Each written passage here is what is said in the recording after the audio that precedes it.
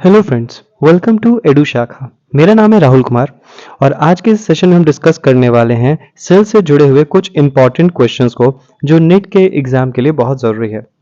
चलिए स्टार्ट करते हैं अपने सवाल जवाब को। सबसे पहला जो हमारे पास क्वेश्चन है वो है पॉलीराइबोसोम्स आर द एग्रीगेशन ऑफ। पॉलीराइबोसोम्स किसको मिला के बना हुआ है? देखिए, पॉलीराइबोसोम्स की बात करें तो पॉलीराइबोसोम्स जो होता है जब एमआरएनए और राइबोसोम दोनों जब आपस में जुड़ता है तो ये मेनली जो चेन लाइक स्ट्रक्चर बनाता है ताकि प्रोटीन सिंथेसिस किया जा सके। एमआरएनए जो होता है ये इंफॉर्मेशन लेके आता है राइबोसोम के पास प्रोटीन सिंथेसिस के लिए।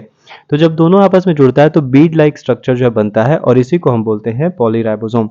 तो यहाँ पे इसका आंसर क्या हो जाएगा? तो इसका आंसर हो जाएगा several ribosomes held by mRNA.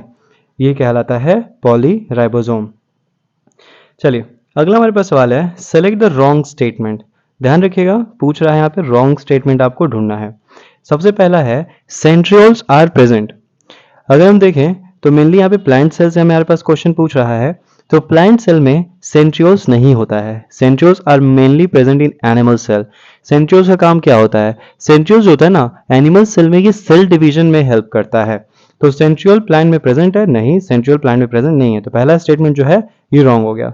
उसके बाद बोल रहा है large central vacuole is present. बिल्कुल, अगर हम प्लांट सेल को देखें तो प्लांट सेल में जो है सेंटर में एक लार्ज सेंट्रल वैक्यूल होता है और जो न्यूक्लियस होता है वो साइड में पेरिफेरी में होता है। ये जो है उसका वैक्यूल है। तो दूसरा स्टेटमेंट तो सही है। तीसरा स्टेटमेंट है सेलोजिक cell wall is present inside cell wall. देखिए, cell wall is present outside not inside, तो इसलिए ये स्टेटमेंट रॉन्ग हो जाएगा। Golgi bodies are formed of a number of unconnected units called dictyosomes. ये स्टेटमेंट सही है। तो दो ऑप्शन यहाँ पे जो गलत है वो है ए और सी। तो यहाँ पे सही हो जाएगा ऑप्शन नंबर 1। ओके, आगे बढ़ते हैं। थर्ड क्वेश्चन हमारे पास cell recognition and adhesions are facilitated by the component of plasma membrane. These components are generally, mainly देखिए बोल रहा है कि सेल जो है आपस में चिपका रहता है। ये किसके द्वारा? सेल प्लाज्मा मेम्ब्रेन जो आपस में चिपक के रहता है, मेनली ये कौन से कंपोनेंट्स है जो इसको हेल्प करते हैं? तो यहाँ पे जो कंपोनेंट जो हेल्प करते हैं वो है ग्लाइकोलिपिड्स और ग्लाइकोप्रोटीन्स। ये जो है सेल को जोड़ने में हेल्प करता है। एडिशन मतलब होता है जोड़ना, तो मेनली जो है सेल को जोड़ने में ग्लाइकोलिपिड्स और ग्लाइकोप्रोटीन्स जो है इंपॉर्टेंट भूमिका निभाते हैं जो प्लाज्मा मेम्ब्रेन पे उपस्थित होते हैं। ओके, आगे बढ़ते हैं। अगला क्वेश्चन है continuity of cytoplasm from cell to cell is maintain through cytoplasmic connection in plant cell called. अच्छा, देखिए प्लांट सेल की बात करें मेनली तो प्लांट सेल में क्या होता है? प्लांट सेल में होता है ये प्लांट सेल है। ओके, इसके बाहर सेल वॉल है, ठीक है। और सेल वॉल के बाहर जो होता है मेनली मिडल लैमेला होता है, ठीक है। इसी तरह से ये दूसरा सेल हो जाएगा। बेसिकली मिडल लैमेला जो होता है ना, ये दो सेल को जोड़ने का काम करता है। तो दो सेल के बीच में आपस में कुछ कनेक्शंस होते हैं जिसको कहा जाता है plasmodesmata. Plasmodesmata.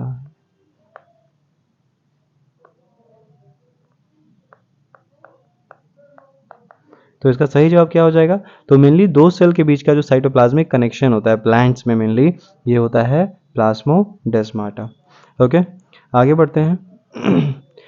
Which one of the following pair is not correctly matched. इसमें से कौन सा पेयर जो है सही मिलान नहीं है? क्रिस्टे। क्रिस्टे की बात करें basically the shells formed by the folding of inner membrane of mitochondria. देखिए ये सही है। मेनली जो क्रिस्टी होता है क्या होता है? माइटोकॉन्ड्रिया के जो इनर मेम्ब्रेन होता है ना, वो कुछ घुमावदार स्ट्रक्चर बनाता है जिसको हम बोलते हैं cristae. Plasmodesmata the membrane founding surrounding the vacuole in the plants. देखिए ये गलत है। मेनली बात किया जाए प्लाज्मोडेस्माटा को लेकर तो प्लाज्मोडेस्माटा जो है ये क्या था? ये दो सेल्स के बीच का कनेक्शन था, ना ही कि सराउंडिंग। तो ये स्टेटमेंट गलत हो जाता है। तीसरी की बात करें granum, membrane bound disc in chloroplast that contain chlorophyll and cat. बिल्कुल, अगर देखा जाए तो क्लोरोप्लास्ट में जो है मेनली ग्रैनम होता है। यही ग्रैनम मिलके जो है मेनली जो है ये क्या करता है, ये इसमें क्लोरोफिल होते हैं और ये फोटोसिंथेसिस में सहयोग देता है। मिडिल लैमेला दो सेल्स को जोड़ने का काम करता है। तो ये स्टेटमेंट भी सही है। तो यहाँ पर जो है गलत स्टेटमेंट कौन सा है? Option number B, that is plasmodesmata. आगे बढ़ते हैं। अब प्रोटोप्लास्ट इज, प्रोटोप्लास्ट क्या होता है? देखिए प्रोटोप्लास्ट हम बेसिकली किसको बोलते हैं? तो प्रोटोप्लास्ट का मतलब होता है प्लाज्मा मेम्ब्रेन होना चाहिए, साइटोप्लाज्म होना चाहिए और साथ ही साथ जो है न्यूक्लियस होना चाहिए, ठीक है। ये प्लाज्मा मेम्ब्रेन हो गया, बीच में साइटोप्लाज्म हो गया और ये न्यूक्लियस हो गया। ठीक है। तो प्रोटोप्लास्ट वैसा सेल होता है जिसमें सेल वॉल नहीं होता है। ठीक है, तो जिसमें सेल वॉल नहीं होगा वैसे सेल को हम प्रोटोप्लास्ट बोलते हैं, जिसमें प्लाज्मा मेम्ब्रेन रहेगा, साइटोप्लाज्म रहेगा, न्यूक्लियस रहेगा, तो ये प्रोटोप्लास्ट कहलाता है। ठीक है, तो आगे बढ़ते हैं। अगला क्वेश्चन जो हमारे पास है, plasma membrane mostly consist of, plasma membrane किससे बना है? देखिए, प्लाज्मा मेम्ब्रेन की बात करें तो प्लाज्मा मेनली बनता है लिपिड और प्रोटीन से। लिपिड जो होता है ना, ये मेनली दो पार्ट्स को मिला के बनता है। एक पार्ट जो होता है ये हाइड्रोफोबिक होता है और एक पार्ट जो होता है ये हाइड्रोफिलिक होता है। तो मेनली देखो क्या, जो हाइड्रोफोबिक पार्ट होता है वो इनसाइड मेम्ब्रेन रहता है। ठीक है, हाइड्रोफोबिक पार्ट जो है ना, अंदर की तरफ रहता है। ओके, और वहीं जो हाइड्रोफिलिक पार्ट होता है, वाटर लविंग पार्ट, वो बाहर की तरफ रहता है, आउटसाइड। और बीच में जो है प्रोटीन्स होते हैं मेनली। तो अगर हम लिपिड्स की बात, अगर मेम्ब्रेन की बात करें तो सेल मेम्ब्रेन किससे मिलकर बना है? तो मेनली जो है ये प्रोटीन्स और लिपिड्स को मिला के बनता है।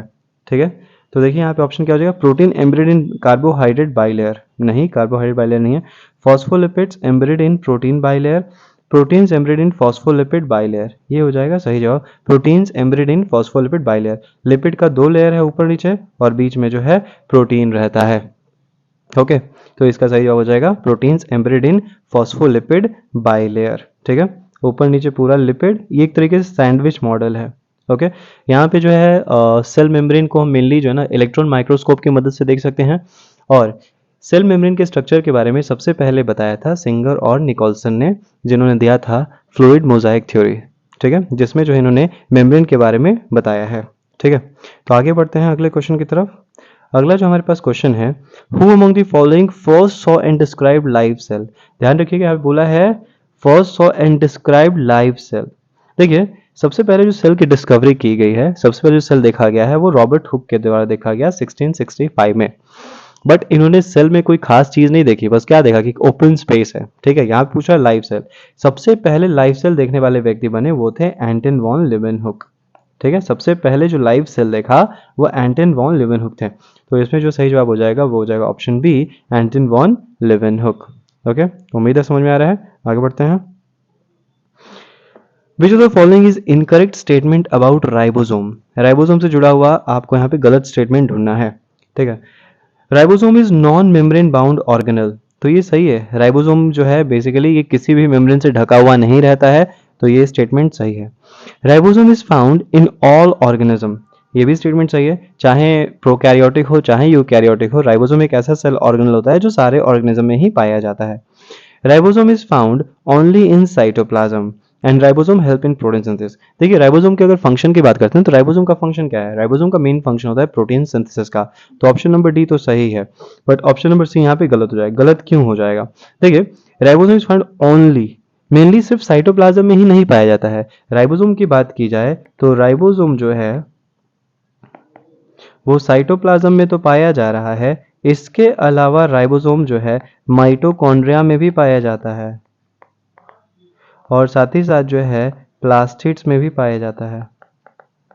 ठीक है, तो असल में राइबोसोम जो है ना सिर्फ साइटोप्लाज्म में नहीं बल्कि माइटोकॉन्ड्रिया, प्लास्टिड्स, इन सब में भी जो है राइबोसोम पाया जाता है। तो इसलिए ऑप्शन सी जो है यहाँ पर रॉन्ग हो जाएगा।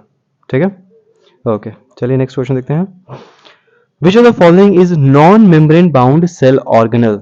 ऐसा ऑर्गेनल जिसके पास कोई मेम्ब्रेन नहीं होता है। ठीक है, राइबोसोम जो है ये बिना मेम्ब्रेन का होता है। इसके अलावा सेंट्रोसोम्स की बात करें तो सेंट्रोसोम्स भी बिना मेम्ब्रेन के होते हैं। लेकिन लाइसोसोम्स, लाइसोम जो है ये सिंगल मेम्ब्रेन है, इसके पास जो है सिंगल मेम्ब्रेन है। ठीक है, तो ये नहीं होगा यहाँ पर। तो ऑप्शन नंबर 1 और 2 किस में दिया हुआ है? ऑप्शन ए में। तो इसका सही जवाब हो जाएगा ऑप्शन नंबर ए। राइबोसोम्स और सेंट्रोसोम्स जो है ये बिना मेम्ब्रेन वाले सेल ऑर्गेनल होते हैं। ठीक है, आगे देखते हैं।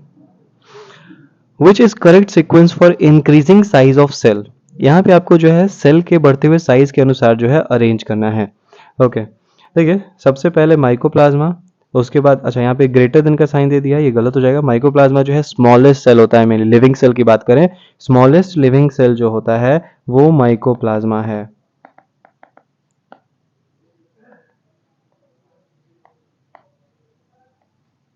ओके, ऐसे बोला जाए स्मॉलेस्ट सेल तो स्मॉलेस्ट सेल वायरस होता है। स्मॉलेस्ट सेल जो है ये वायरस होता है, लेकिन लिविंग सेल माइकोप्लाज्मा है।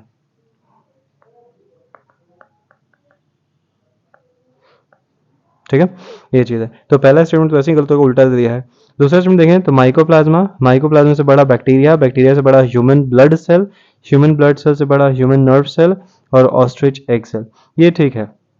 देखिए, सबसे छोटा सेल माइकोप्लाज्मा होता है, उससे बड़ा बैक्टीरिया है, उसके बाद जो ह्यूमन ब्लड सेल आता है, फिर ह्यूमन नर्व सेल। इंसानों की बात करें तो इंसानों में जो लार्जेस्ट सेल होता है ये नर्व सेल होता है। ठीक है, और सबसे बड़ा सेल अगर देखा जाए ऐसे तो सबसे बड़ा सेल ऑस्ट्रिच होता है। अच्छा, यहाँ पे देखिए, यहाँ पे साइन चेंज कर दिया है, एक मिनट देखिए। तो यहाँ पे जो है mycoplasma, bacteria, human cell, blood cell, option D हो जाएगा इसमें। ठीक है, क्योंकि यहाँ पे साइन चेंज कर दिया ना, तो ऑप्शन ए बी नहीं होगा, बल्कि यहाँ पे हो जाएगा ऑप्शन डी। ओके, यहाँ पे साइन ठीक है। तो ऑप्शन नंबर डी जो है इसका सही जवाब हो जाएगा, mycoplasma, bacteria, human blood cell. अच्छा, यहाँ पे नर्व सेल है, एक मिनट, ये हो जाएगा mycoplasma, bacteria, human blood cell, human nerve cell और ऑस्ट्रिच एग सेल। ये जो है सही जवाब हो जाएगा। ठीक है, वहाँ पे थोड़ा ऊपर नीचे हो गया था, कोई बात नहीं, आगे बढ़िए। अगले सवाल को देखते हैं। क्वेश्चन नंबर 12 क्या कहता है, which of the following statement is incorrect about prokaryotic cell. Prokaryotic cell से जुड़ा हुआ गलत स्टेटमेंट आपको यहाँ पे ढूंढना है। They are generally smaller and multiply more rapidly than eukaryotic cell. ये सही है। प्रोकैरियोटिक सेल की बात करें तो प्रोकैरियोटिक सेल छोटे होते हैं और ये बहुत तेजी के साथ जो है मल्टीप्लाई करते हैं। दूसरा बोला गया है it includes bacteria, blue green algae, mycoplasma और भी अन्य चीजें। बिल्कुल सही बात है, इसमें बैक्टीरिया होता है, ब्लू ग्रीन algae ये सब आता है। All prokaryotic cell have cell wall, genetic material is naked. देखिए, अगर हम बात करें, यहाँ पे ऑप्शन दिया है ऑल, मेनली प्रोकैरियोटिक सेल में जो है सेल वॉल होता है, बट एक माइकोप्लाज्मा है जिसमें सेल वॉल नहीं है। माइकोप्लाज्मा जो है ये बिना सेल वॉल के है prokaryotic but without cell wall. तो यहाँ पे जो स्टेटमेंट दे दिया है all prokaryotic cell have cell wall, ये गलत स्टेटमेंट हो जाएगा। तो यहाँ पे सही जवाब जो हो जाएगा सी ऑप्शन, और डी सही है, जेनेटिक मटेरियल इज नेकेड। काहे कहीं प्रोकैरियोटिक सेल का डेफिनेशन ही होता है basically well defined nucleus, nuclear membrane इनके पास होता ही नहीं है। तो जब न्यूक्लियर मेम्ब्रेन नहीं है तो इनका जेनेटिक मटेरियल तो नेकेड हुआ ही। तो ये चीज़ है, तो ये भी सही है। बढ़ते हैं अगले क्वेश्चन की तरफ। विच of the following is not the function of मेसोसोम्स। मेसोसोम्स का काम क्या नहीं है, पहले देखें तो मेसोसोम्स होता क्या है मेनली। मेसोसोम्स की बात करें तो जो बैक्टीरियल सेल्स होते हैं, जो प्रोकैरियोटिक सेल होता है, इसका जो सेल मेम्ब्रेन होता है ना, वो अंदर की तरफ कुछ फोल्डिंग्स बनाता है जिसको हम मेसोसोम्स बोलते हैं। और इसका मेन काम क्या होता है, इसका मेन काम होता है सेलुलर फॉर्मेशन में, डीएनए रेप्लिकेशन में, इन सब में ये जो मेन इंपॉर्टेंट भूमिका निभाता है। उसके अलावा रेस्पिरेशन में भी हेल्प करता है, बट मेसोसोम्स फोटोसिंथेसिस में हेल्प नहीं करता है। तो सही जवाब हो जाएगा फोटोसिंथेसिस। मेसोसोम्स फोटोसिंथेसिस में हेल्प नहीं करता है। ओके, अगले क्वेश्चन की तरफ बढ़ते हैं। The trans and cis face of Golgi bodies are similar but not interconnected. देखिए, अगर गोल्जी बॉडीज की बात करें तो गोल्जी बॉडीज मेनली कैसे होते हैं,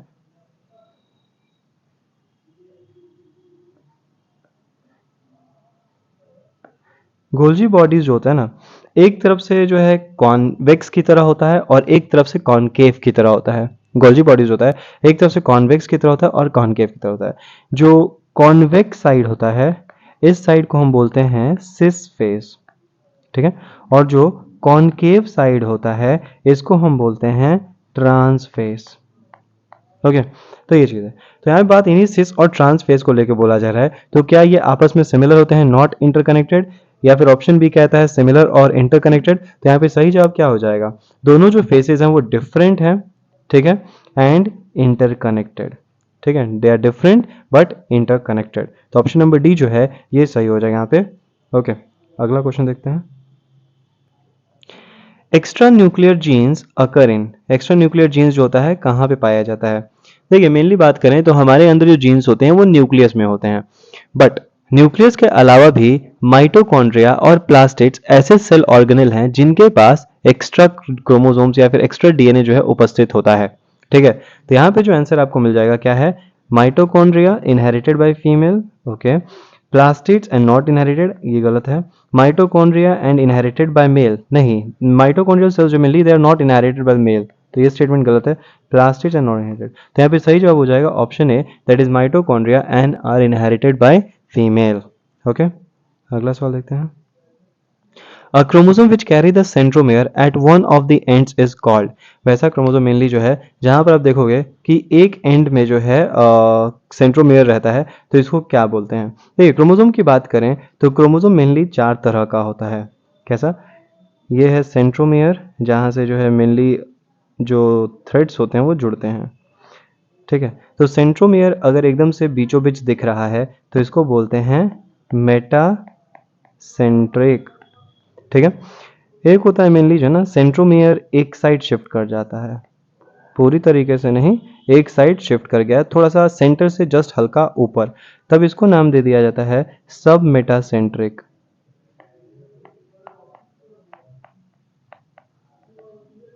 ओके, उसके अलावा जो है एक जो है बेसिकली आपको देखेगा एकदम एंड पे शिफ्ट हो जाता है। ठीक है, यहाँ पर थोड़ा सा ज़्यादा रहेगा, एक में जो है एकदम एंड पे। ओके, तो इसको बोलते हैं एक्रोसेंट्रिक, और एक में सेंट्रोमेरम बिल्कुल ऊपर आ जाता है। जब सेंट्रोमेयर पूरा ऊपर आ गया तो इसको बोलते हैं टेलोसेंट्रिक। मेटासेंट्रिक बीचों बीच, सब मेटासेंट्रिक बीच से थोड़ा ऊपर, ज्यादा ऊपर नहीं थोड़ा ऊपर, एक्रोसेंट्रिक बहुत ऊपर, और टेलोसेंट्रिक जो है सेंट्रोमियर एकदम ऊपर की तरफ है। तो यहाँ पे सवाल पूछा गया कि सेंट्रोमियर एकदम एंड पे आ जाए तो किस में आता है, तो ये टेलोसेंट्रिक में आता है। तो ऑप्शन नंबर बी जो है वो सही हो जाएगा।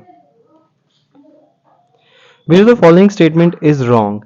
Endoplasmic reticulum consists of network of membranous tubules and help in transport, synthesis and secretion. बिल्कुल, एंडोप्लाज्मिक रेटिकुलम की बात करते हैं तो ये ट्यूब्यूल्स को मिला के बना है, मेनली ट्यूब्यूल, सिस्टर्नी, इन सब को मिला के बना हुआ है, और ये ट्रांसपोर्ट, सिक्रीशन इन सब में हेल्प करता है। ठीक है, सिंथेसिस वगैरह में भी हेल्प करता है। दूसरा बात करते हैं leucoplast. Leucoplast are bound by two membranes, lack pigment but contain their own DNA and protein. बिल्कुल, ल्यूकोप्लास्ट प्लास्टिड्स का एक प्रकार होता है। मेनली प्लास्टिड्स होते हैं ना वो 3 तरह के होते हैं। क्रोमोप्लास्ट, क्रोमोप्लास्ट जो कलरफुल प्लास्टिक होते हैं, क्लोरोप्लास्ट ग्रीन प्लास्टिड्स, और ल्यूकोप्लास्ट जो होता है ये कलरलेस प्लास्टिड होता है। ये भी स्टेटमेंट जो है सही है। Lysosomes are double membrane vesicles budded off from Golgi bodies and contain digestive enzymes. यहाँ पर ध्यान दीजिए, लाइजोम्स को डबल मेम्ब्रेन बोला जा रहा है। बेसिकली लाइजोम्स में सिंगल मेम्ब्रेन होता है, डबल मेम्ब्रेन नहीं होता है, इसलिए स्टेटमेंट जो है गलत हो जाएगा। तो हमारा सही जवाब हो जाएगा वो है सी ऑप्शन, क्योंकि यहाँ पे रॉन्ग स्टेटमेंट ही पूछा है, तो रॉन्ग स्टेटमेंट यही है सी। उसके अलावा स्फेरोजोम्स की बात करें, स्फेरोजोम्स जो होते हैं आर सिंगल मेम्ब्रेन बाउंड, और ये लिपिड सिंथेसिस वगैरह में जो है हेल्प करते हैं। ओके, तो ये सही जवाब है, तो यहाँ पे जो है 17 का हो जाएगा सी। ओके, आगे देखते हैं। Which of the following proteins are responsible for the flow of material and information into the cell? Mainly चीज़ों को, इंफॉर्मेशन को एक जगह से, एक सेल से दूसरे सेल में फ्लो करने के लिए कौन सा जो है रिस्पॉन्सिबल है? प्रोटीन। ठीक है, प्रोटीन कौन सा हेल्प करता है ट्रांसपोर्ट में? तो कैरियर प्रोटीन होते हैं जो हेल्प करते हैं मेनली चीज़ों के ट्रांसपोर्ट में। ओके, तो इसका सही हो जाएगा carrier protein. Which of the following statement are correct about cell membrane? अब सेल मेम्ब्रेन से जुड़ा हुआ करेक्ट स्टेटमेंट आपको ढूंढना है यहाँ पर। The detailed structure of the cell membrane was stated through simple microscope. देखिए डिटेल्ड स्ट्रक्चर की बात करें ना तो ये कभी भी सिंपल माइक्रोस्कोप से आप नहीं देख सकते हो, इसके लिए चाहिए हमें इलेक्ट्रॉन माइक्रोस्कोप। तो पहला ही ऑप्शन जो यहाँ पे ये गड़बड़ हो जाएगा। ओके, क्योंकि हमें चाहिए इलेक्ट्रॉन माइक्रोस्कोप, नहीं कि simple microscope. Cell membrane is mainly composed of lipids and proteins. Actually ये मेम्ब्रेन नहीं होगा, it's a membrane, cell membrane की बात हो रही है यहाँ पे। ठीक है, तो cell membrane is mainly composed of lipids and proteins, तो ये स्टेटमेंट सही है। सेल मेम्ब्रेन मेनली जो है लिपिड्स और प्रोटीन्स को मिला के ही बना है। Cell membrane have cholesterol and carbohydrate. बिल्कुल, सेल मेम्ब्रेन कोलेस्ट्रॉल और कार्बोहाइड्रेट भी कहीं कहीं एम्बेडेड होते हैं, ऐसा नहीं है कि सिर्फ लिपिड्स और प्रोटीन्स है, बल्कि इसके अलावा कोलेस्ट्रॉल और कार्बोहाइड्रेट भी है। Membrane of erythrocyte has approximately 52% protein and 40% lipid. This statement is also correct. मैंने देखो क्या, जो प्रोटीन और लिपिड्स की मात्रा होती है ना, अलग अलग सेल में अलग अलग टाइप की होती है। ठीक है, ये रेशियो बदलते रहता है, सब जगह सेम नहीं होता है। तो यहाँ बताना है करेक्ट स्टेटमेंट, तो करेक्ट स्टेटमेंट है बी, सी और डी। ऑप्शन नंबर 2 जो है वो सही जवाब हो जाएगा। The main composition of middle lamella is. Middle lamella की बात करें तो मिडल लैमेला मेनली जो है ये प्लांट सेल में पाया जाता है। ओके, मिडल लैमेला जो है ये प्लांट सेल में पाया जाता है, और ये मेनली क्या करता है, ये सेल डिवीजन में हेल्प करता है। ये बना किससे है, तो ये बना रहता है कैल्शियम पेक्टेट से। मिडल लैमेला जो है बना हुआ है कैल्शियम पेक्टेट से। Read the following statement and select the correct option. Cisternae in the Golgi complex have cis face and trans face. ये सही है, गोल्जी बॉडीज में जो सिस्टर्नी होता है सिस और ट्रांसफेज होता है इसमें। साथ ही साथ cis phase is called forming phase and trans phase is called maturing phase. This statement is also correct. जो सिस फेज होता है इसको फॉर्मिंग फेज भी कहते हैं और ट्रांस फेज को मैच्योरिंग फेज भी। तो यहाँ पे दोनों ही स्टेटमेंट सही है। ऑप्शन नंबर सी जो है वो सही हो जाएगा। ओके, आगे बढ़ते हैं। Which of this is not correct regarding ribosomes. ठीक है, राइबोसोम्स जुड़ा हुआ स्टेटमेंट आपको गलत ढूंढना है, गलत स्टेटमेंट ढूंढना है। नॉन मेम्ब्रेन बाउंड सही है, राइबोसोम का कोई मेम्ब्रेन नहीं होता है। Present in the cytoplasm and on the rough endoplasmic reticulum. देखिए साइटोप्लाज्म और रफ एंडोप्लाज्मिक रेटिकुलम, ठीक है ये भी सही है। Absent in chloroplast and mitochondria. Actually ribosomes are present in chloroplast and mitochondria. तो ऑप्शन नंबर सी जो है ये सही हो जाएगा। ठीक है, राइबोसोम जो होता है ये प्रेजेंट होता है क्लोरोप्लास्ट और माइटोकॉन्ड्रिया में और हेल्प्स इन फोटोसिंथेसिस, ये ठीक है। अगला question, which of the following is not the function of intracellular membrane. Intracellular membrane का फंक्शन इसमें से क्या नहीं है।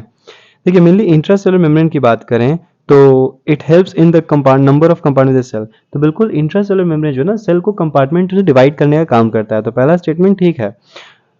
Provide for the clear spatial organization of enzymes and pigments. बिल्कुल ये जो है ना ये इस चीज को सुनिश्चित करता है कि मेनली जो एंजाइम्स है पिगमेंट्स ये अलग अलग जगह रहें, ये नहीं कि आपस में मिल जाएं। तो बात सही है।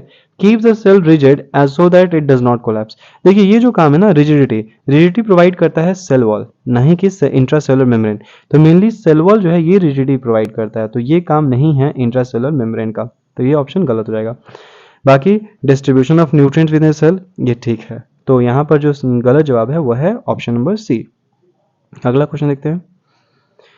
Sales which are secretory in the functions have abundant. मेनली जो है ना यहाँ पे बात किया जाए तो वैसे सेल्स जो कि मेनली सेक्रेटरी फंक्शन करते हैं, कुछ जो एंजाइम्स वगैरह ये सेक्रेट करते हैं, तो इसमें ज़्यादातर क्या पाया जाता है, तो इसमें मेनली पाया जाता है डिक्टियोसोम्स। इसमें जो मेनली डिक्टियोसोम्स पाया जाता है। ओके, अगला question, arrangement of microtubules in a flagellum and centriole is respectively. देखिए यहाँ बात करते हैं माइक्रोट्यूब्यूल्स का अरेंजमेंट। तो मेनली क्या देखोगे, अगर फ्लैजुला की बात करें तो फ्लैजुला में दो गो जो माइक्रोट्यूब्यूल्स होता है वो सेंटर में होता है और बाकी जो 9 माइक्रोट्यूब्यूल्स होते हैं वो एंड्स में होते हैं। तो 9 माइक्रोट्यूब्यूल्स होते हैं वो एंड में होते हैं, ये फ्लैजुला में होता है। वहीं अगर हम सेंट्रियोल की बात करें,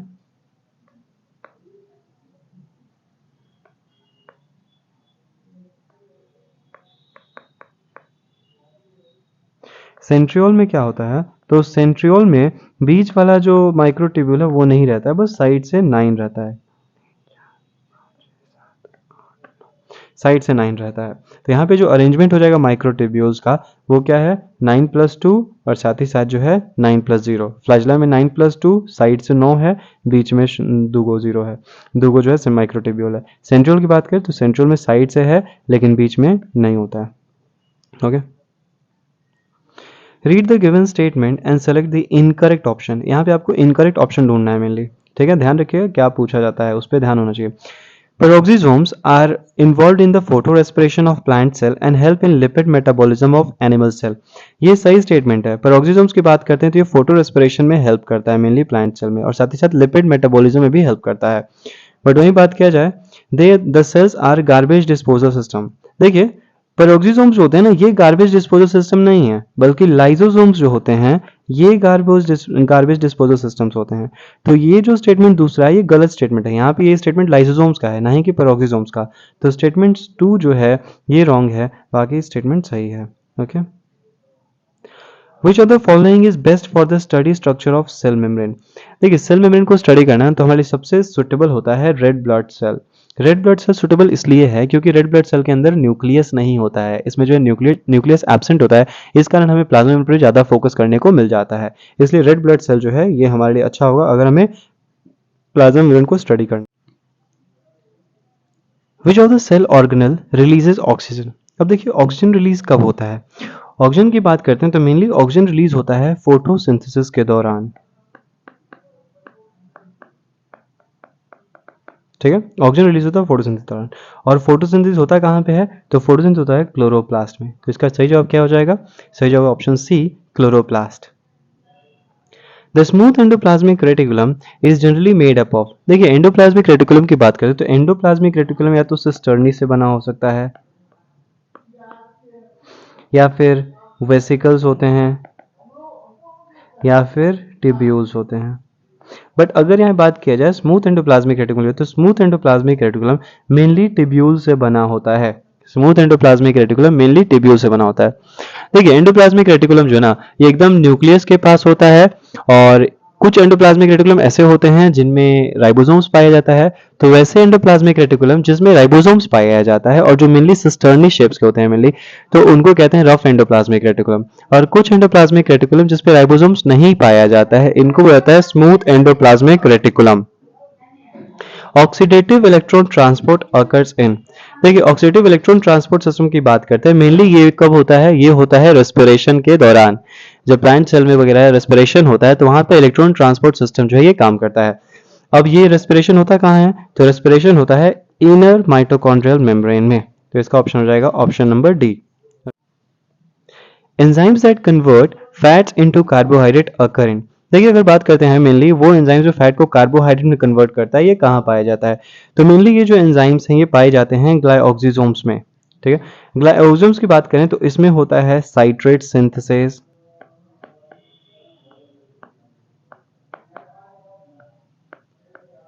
या फिर आइसोसाइट्रेट लाइसेज, या फिर मेल्टेज सिंथेसिस। ये सब जो है मेनली जो है ना फैटी एसिड को ऑक्सीडाइज करने में, फैटी एसिड को जो है कार्बोहाइड्रेट में कन्वर्ट करने में सहयोग करता है। तो इसका सही जवाब हो जाए ग्लाइऑक्सिसोम्स।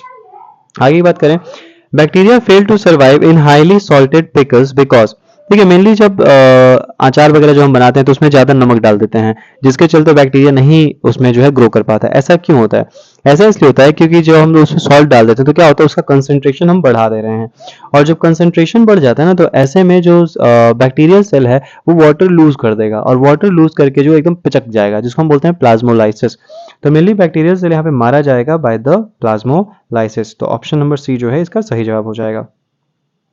आगे देखते हैं, what is common about chloroplast, chromoplast and leucoplast, देखिए सब के सब जो है क्या है, ये सब प्लास्टिड्स हैं। ठीक है, जहां पर क्लोरोप्लास्ट जो होता है ये ग्रीन प्लास्टिड होता है, क्लोरोप्लास्ट जो है ग्रीन प्लास्टिड है। क्रोमोप्लास्ट की बात करें तो क्रोमोप्लास्ट जो है कलरफुल प्लास्टिड्स होता है, और ल्यूकोप्लास्ट जो होता है ये कलरलेस प्लास्टिड्स होता है। तो यहाँ बोला जा रहा है प्रेजेंस ऑफ पिगमेंट, तो नहीं, सब में पिगमेंट नहीं है, ल्यूकोप्लास्ट में कोई पिगमेंट नहीं है, तो ये स्टेटमेंट गलत है।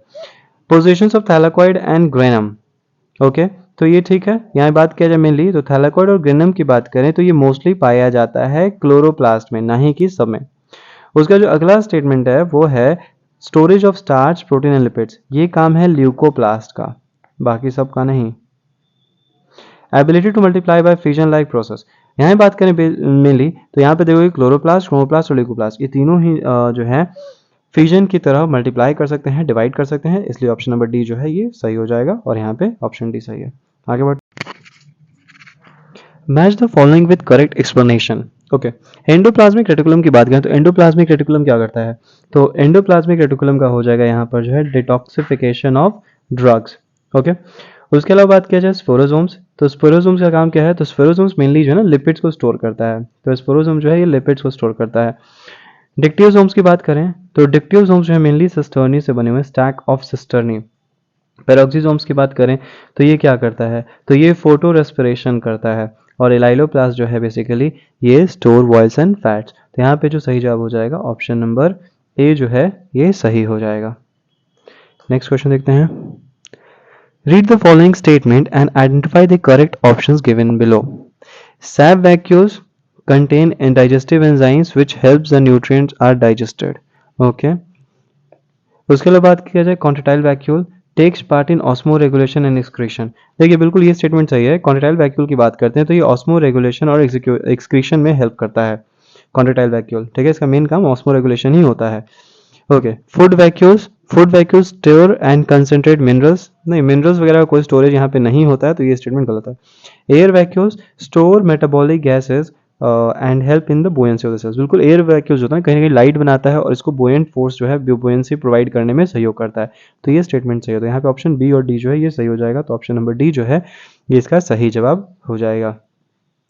अगला question, consider the following statements, ribosome of chloroplast are smaller than the cytoplasmic ribosomes. Okay, ये स्टेटमेंट सही है। मेनली जो क्लोरोप्लास्ट में राइबोसोम्स पाए जाते हैं वो छोटे होते हैं as compare to cytoplasmic ribosomes.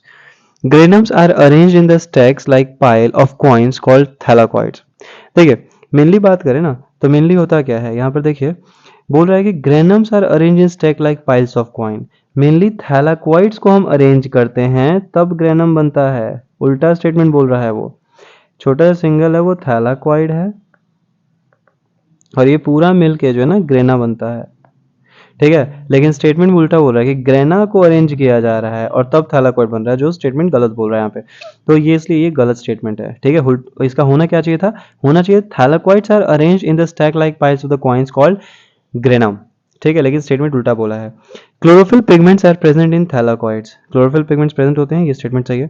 Inner chloroplast membrane is more permeable as compare to outer chloroplast membrane. ध्यान रखिए, इनर क्लोरोप्लास्ट जो मेम्ब्रेन होता है इट इज लेस परमिएबल, ये उतना ज्यादा परमिएबल नहीं होता है। तो ये स्टेटमेंट गलत है। तो यहाँ बताना था मेनली जो है करेक्ट स्टेटमेंट। तो करेक्ट स्टेटमेंट 1 और 3 जो है वो सही हो जाएगा। Okay, which of the following has 70s ribosomes. अब देखिए यहाँ बात करते हैं मेनली राइबोसोम्स होते हैं ना, दो तरह के होते हैं। प्रोकैरियोट्स में मेनली 70s राइबोसोम्स पाया जाता है। एस क्या होता है, एस होता है मेनली जो है सेडिमेंटेशन कोफिशिएंट। ओके, उसके अलावा बात किया है तुम्हारे पास, तो यू कैरियोट्स की बात करें तो यू कैरियोट्स में जो है राइबोसोम्स जो पाए जाते हैं वो 80s होते हैं। ठीक है, ये चीज़ है। अब देखो यहाँ पूछ रहा है कि किस किस में 70s है, तो आपने देखा प्रोकैरियोट्स में तो बैक्टीरिया तो है, साथ ही साथ माइटोकॉन्ड्रिया में भी और क्लोरोप्लास्ट में भी जो है 70s राइबोसोम्स पाए जाते हैं। तो ऑप्शन नंबर 2 जो है वो सही हो जाएगा, दैट इज सब में ही 70s राइबोसोम्स पाया जाता है। यहाँ पे अगर यूकैरियोट्स होता तो वो रॉन्ग होता, यूकैरियोट्स में 80s राइबोसोम्स पाए जाते हैं।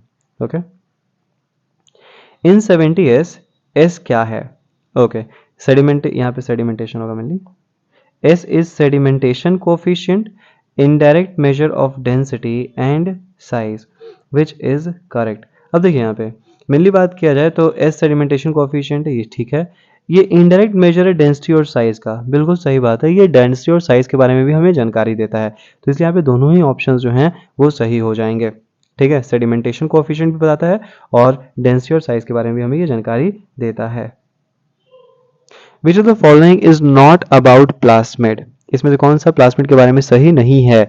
Extra chromosomal DNA, helps in reproduction, helps in antibiotic resistance, give unique genotypic character to bacteria. देखिए प्लास्मिड की बात करें तो एक्स्ट्रा क्रोमोसोमल डीएनए होता है। मेनली क्या है कि बैक्टीरियल सेल की बात करें तो बैक्टीरिया में न्यूक्लियस में जो डीएनए है ही है।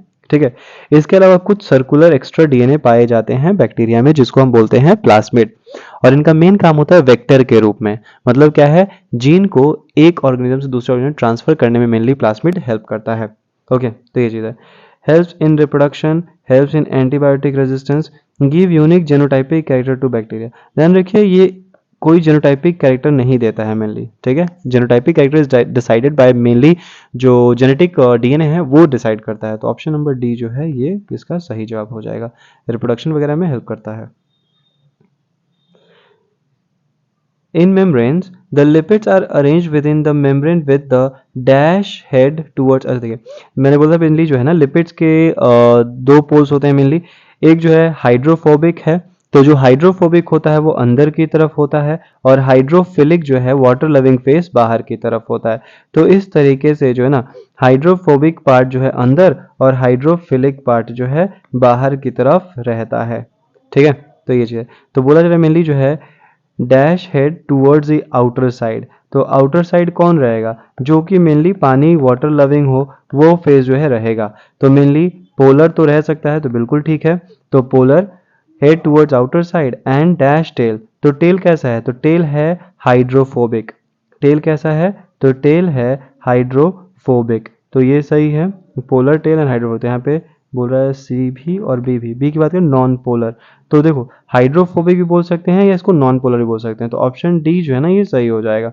मतलब क्या है, जो पोलर पार्ट है वो बाहर की तरफ, ये पोलर पार्ट है तो बाहर की तरफ, और हाइड्रोफोबिक नॉन पोलर पार्ट जो है वो अंदर की तरफ होता है। कुल मिला के बात ये हो गई, पोलर पार्ट मेम्ब्रेन से बाहर की तरफ होता है और नॉन पोलर हाइड्रोफोबिक पार्ट जो है ना वो मेम्ब्रेन से अंदर की तरफ होता है। ओके, और यहाँ पे अंदर का मतलब क्या हुआ, ये दीवारें हैं। ठीक है ना, तो जो हाइड्रोफोबिक पार्ट है वो बिल्कुल दीवार में बीच में दबा हुआ है। ठीक है, galactans and mannans are the important component of cell wall of. देखिए गैलेक्टेंस और मैनन्स की बात करें मेनली ये ज्यादातर पाए जाते हैं एल्गी में। ठीक है, तो ये जो है ना एल्गी में होते हैं। ओके, उसके अलावा अगर बात किया जाए नॉर्मली प्लांट सेल जो है ना, प्लांट सेल वॉल जो है ये बना हुआ है सेलुलोज से। ठीक है, और एल्गी वगैरह में जो है एक्स्ट्रा जो है क्रोमोसोम पाया जाता है, एक्स्ट्रा जो है कंपोनेंट्स पाए जाते हैं जो कि गैलेक्टिन्स और मैनन्स है। Which of the following is true about centrioles, इसमें से कौन सा जो सेंट्रियोल्स को लेके सही है। ठीक है, तो पहला बोल रहा है it has microtubule in the centre.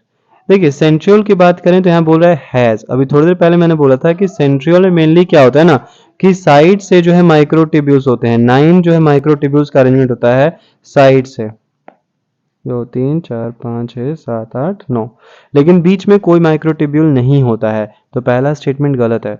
It has microtubule नहीं, it does not have. Hub जो होता है प्रोटीनिशियस होता है, सही है। It forms the body of cilia and flagella and spindle fibres, तो सेंट्रियोल बेसिकली जो बॉडी बनाता है, ये भी ठीक है तुम्हारे पास, तो इसका जो हो जाएगा ऑप्शन नंबर जो है बी और सी, दोनों ही स्टेटमेंट जो है वो सही हो जाएंगे। पहला स्टेटमेंट जो है ये गलत है। ओके, अगला क्वेश्चन देखें, which of the following is true about mitochondria except. अच्छा यहाँ पे ध्यान रखिए एक्सेप्ट बोला है, ट्रू अबाउट माइटोकॉन्ड्रिया एक्सेप्ट, इसमें से कौन सा सही नहीं है, क्वेश्चन उल्टा कर दिया है। ठीक है, easily visualise under microscope without staining, its number in the cell depends on the physiological activity of the cell, highly variable in their shape and size, double membrane structure. चलिए एंड से start करते हैं मिली, तो mitochondria की बात करें तो double membrane structure है, बिल्कुल आउटर और इनर मेम्ब्रेन को मिलाकर जो है माइटोकॉन्ड्रिया बनता है। It is highly variable in their shape and size, बिल्कुल अगर शेप और साइज की बात करें तो ये वेरिएबिलिटी शो करता है, सेम नहीं होता है, बेसिकली अलग अलग दिखाई देगा। Its number in the cell depends on the physiological activity of cell, देखिए जो सेल जितना ज़्यादा एक्टिव होगा ना उसके अंदर माइटोकॉन्ड्रिया उतना ज़्यादा पाया जाएगा, और जो सेल कम एक्टिव होगा उसके अंदर माइटोकॉन्ड्रिया कम पाया जाएगा, क्योंकि माइटोकॉन्ड्रिया का काम होता है एनर्जी प्रोवाइड करना, एक तरीके से एनर्जी बनाता है ये एटीपी के रूप में, तो जो ज़्यादा एक्टिव होगा उसमें ज़्यादा पाया जाएगा। तो यहाँ पे बात वही हो रहा है कि जो नंबर है सेल का, नंबर जो है माइटोकॉन्ड्रिया का सेल में, वो डिपेंड करता है उसकी एक्टिविटी पे, जो कि सही बात है। पहला जो स्टूडेंट बोल रहा है easily visualise under my without staining, नहीं विद स्टेनिंग, विदाउट स्टेनिंग आप नहीं देख सकते हो माइटोकॉन्ड्रिया को, तो ऑप्शन नंबर ए जो है ये इसका सही जवाब हो जाएगा। विच of the following is true about nucleolus. अब देखिए न्यूक्लियोलस क्या होता है, तो न्यूक्लियोलस मेनली जो है ना एक डेंस कलर का डेंस स्ट्रक्चर होता है जो मेनली न्यूक्लियस के अंदर पाया जाता है, तो मेम्ब्रेनलेस स्ट्रक्चर है बिल्कुल। Active site for RNA synthesis, okay, numerous in the cells which are involve in protein synthesis, and यहाँ पे देखिए यहाँ बात करते हैं मेनली जो ना ये सब के लिए सही है, यहाँ पे तीनों जो स्टेटमेंट दिया गया है न्यूक्लियस के लिए वो तीनों ही स्टेटमेंट जो है सही है। ठीक है, smooth endoplasmic reticulum of animal cell does not synthesise, क्या सिंथेसाइज नहीं करता है smooth endoplasmic reticulum, cholesterol, lipid, phospholipid और सैचुरेटेड फैटी एसिड सिंथेसाइज करता है, बट अनसैचुरेटेड फैटी एसिड जो है सिंथेसाइज नहीं करता है, तो ऑप्शन नंबर डी हो जाएगा, क्या सिंथेसाइज नहीं करता है, तो अनसैचुरेटेड फैटी एसिड जो है ये सिंथेसाइज नहीं करता है। Oxysome of mitochondria are concern with, तो मेनली इसका काम होता है ऑक्सीडेटिव फॉस्फोराइलेशन। ठीक है, इसका काम है oxidative phosphorylation, addition of phosphate. During spermatogenesis Golgi bodies is thought to be responsible for the formation of, अच्छा देखिए मेनली अगर ह्यूमन रिप्रोडक्शन की बात करें तो इसमें जो स्पर्म का फॉर्मेशन होता है, तो स्पर्म का जो फॉर्मेशन होता है ना, तो स्पर्म का जो आगे का जो हेड होता है इस पे कुछ सब्सटेंस पाए जाते हैं जिसको बोलते हैं हम एक्रोजोम। ठीक है, तो मेनली ये सवाल उसी से है कि एक्रोजोम जो है ना वो किस चीज़ से बनता है, ये जो एक्रोजोम है वो किस चीज़ से बना हुआ है मेनली, तो सॉरी मैंने ऐसे बोल दिया, गोल्गी बॉडी जो है वो किस चीज़ को बनाने में हेल्प करता है, तो गोल्गी बॉडी से बनता है acrosome. Okay, which of the statement is not true regarding the active transport, देखिए जब सेल के द्वारा ट्रांसपोर्ट होता है तो मेनली एक पैसिव ट्रांसपोर्ट हो सकता है। पैसिव ट्रांसपोर्ट का मतलब क्या होता है, विदाउट एनर्जी का खर्चा, बिना एनर्जी का उपयोग किए हुए जो ना चीजें ट्रांसपोर्ट होती हैं, तो इसको बोलते हैं पैसिव ट्रांसपोर्ट। ओके, और वो मेनली कब होगा, जब कंसंट्रेशन ग्रेडियंट होगा। कंसंट्रेशन ग्रेडियंट का मतलब क्या होता है, मतलब एक तरफ कहीं हायर कंसंट्रेशन होना चाहिए और एक तरफ कहीं लोअर कंसंट्रेशन हो चाहिए, तो हाई कंसंट्रेशन से लो कंसंट्रेशन की तरफ जो है पार्टिकल मूव कर जाता है, तो इसको बोलते हैं पैसिव ट्रांसपोर्ट, कंसंट्रेशन के अलोंग जाएगा। एक्टिव क्या होता है, एक्टिव होता है विथ एनर्जी, यूज एनर्जी का यूज होगा यहाँ पे। ठीक है, with use of energy, active transport कैसे होगा, एक्टिव ट्रांसपोर्ट जो है ना विथ यूज ऑफ एनर्जी। और साथ ही साथ बात करें तो यहाँ पर कंसंट्रेशन उतना मायने नहीं रखता है, आप चाहो तो लो कंसंट्रेशन से हाई कंसंट्रेशन में भी एनर्जी का उपयोग करके जो है फ्लो करवा सकते हो। जैसे मान लो अगर हमें पानी पानी जब बहाना था ऊपर से नीचे, तो ऊपर से नीचे बहाना है तो आपको कुछ करने की जरूरत नहीं, बिना एनर्जी का ही जो है पानी ऊपर से नीचे आ जाएगा। बट सपोज करो इसी पानी को अगर नीचे से ऊपर चढ़ाना है, तब क्या करना पड़ेगा? तब तो एनर्जी देना पड़ेगा, तो वो एक्टिव ट्रांसपोर्ट हो जाता है। नीचे से ऊपर जब पानी जाएगा तो वो एक्टिव ट्रांसपोर्ट हो जाएगा। ओके, तो यही चीज बोला गया एक्टिव ट्रांसपोर्ट को लेकर। It is an energy dependent process, नहीं, it is energy independent, energy पर निर्भर करेगा, डिपेंड नहीं रह सकता है। ठीक है, अच्छा एनर्जी डिपेंडेंट ही ना है। ठीक है, एक मिनट, एनर्जी डिपेंडेंट प्रोसेस बोला है, ठीक है, सही है। It is an energy dependent process, energy पर निर्भर करता है, बिल्कुल। Molecules are transported along their concentration gradient, along their concentration gradient. देखिए, अगर बात किया जाए मेनली यहाँ पर, तो मॉलिक्यूल्स का ट्रांसपोर्ट किया जाता है कंसंट्रेशन ग्रेडियंट के अलोंग भी और अगेंस्ट भी, जरूरत नहीं है कि सिर्फ अलोंग। ठीक है, आगे बढ़ते हैं। Sodium potassium pump require active transport, ATP is utilise. तो यहाँ मेनली क्या हो जाएगा ना, यहाँ पे यही स्टेटमेंट गलत हो जा रहा है कि सिर्फ अलोंग बोला है, जरूरत नहीं, अलोंग तो आप कर ही सकते हो लेकिन अगेंस्ट भी कर सकते हो। ठीक है, तो ऑप्शन नंबर बी हो जाएगा। मॉलिक्यूल्स को ट्रांसपोर्ट करते हैं मेनली जो है अगेंस्ट कंसंट्रेशन ग्रेडियंट। अगेंस्ट का मतलब क्या हो गया? अगेंस्ट का मतलब हो गया, मान लो जहाँ पे कम पार्टिकल है ना और जहाँ पे ज़्यादा पार्टिकल है, तो आप क्या देखोगे, आप जो है यहाँ पर कम से ज़्यादा की तरफ भी जो है शिफ्ट कर सकते हो, तो इसको बोलते हैं अगेंस्ट। तो मेनली जो है यहाँ पर जरूरत नहीं है कि सिर्फ अलोंग, आप अगेंस्ट भी इसको शिफ्ट कर सकते हो। Okay, what is the main role of middle lamella? तो मिडल लैमेला का मेन रोल होता है ना सेल को एक तरीके से जोड़ना, और साथ ही साथ सेल डिवीजन में ये हेल्प करता है। तो यहाँ पे अगर देखें तो परफॉर्म फोटोसिंथेसिस नहीं, helps in transfer of sodium ion नहीं, it connects adjacent plant cell, ये सही है, ये सेलों को जोड़ने का काम करता है। ठीक है, अब पहुंचे हम अपने आखिरी क्वेश्चन पे, जो कि है chromatic material which takes darker stain in interface is called. देखिए मेनली क्या होता है, जब हम जो हमारा डीएनए वगैरह क्रोमोसोम्स होता है ना, क्रोमैटिन, तो क्रोमैटिन को जो हम स्टेन करते हैं, तो कुछ क्रोमैटिन के जो कुछ क्रोमैटिन ऐसे होते हैं जो कि लाइट कलर स्टेन ले, मतलब जो है ना उन पे कलर चढ़ जाएगा, लेकिन कुछ होते हैं जो कलर उतना डार्क नहीं चढ़ता, उन पे जो है फिर भी हल्का ही दिखता है। तो मेनली यहाँ पे वही सवाल पूछा जा रहा है कि वैसा क्रोमैटिन मटेरियल जिस पे डार्क कलर स्टेन चढ़ जाए उसको क्या बोलते हैं? तो उसको मेनली जो है हेट्रोक्रोमैटिन बोलते हैं, और जिस पे लाइट कलर स्टेन होता है उसको हम यूक्रोमैटिन बोलते हैं। डार्क कलर को हेट्रोक्रोमैटिन और जो लाइट कलर चढ़ता है उसको यूक्रोमैटिन कहा जाता है। ठीक है, तो आज के लिए इतना ही रखते हैं, धन्यवाद।